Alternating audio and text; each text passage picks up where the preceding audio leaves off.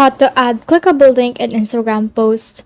Hi guys, so in this video, I'll teach you how to add clickable link in Instagram post. So if you want to learn how it's done, just watch this video until the very end. It's just pretty quick and simple, so let's go. So to do that, let's head over to Instagram, and then from in there, we need to create the post. So to do that, just click on this plus icon right here. Just click on that. And then just click on the post that you want to add. So for example, for me, I want to add a post which is this. I can just click on next, and then from in there I can edit it and just click on next again. And once I'm ready to post it, what I need to do is just write the caption right here and then add the link.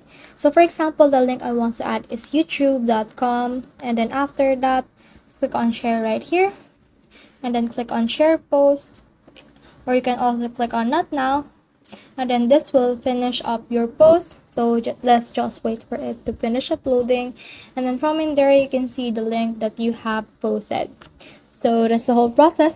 I hope this video helped you to add clickable link in Instagram posts. If you have questions or comments, kindly put in the comment section below, and if not, don't forget to subscribe and like.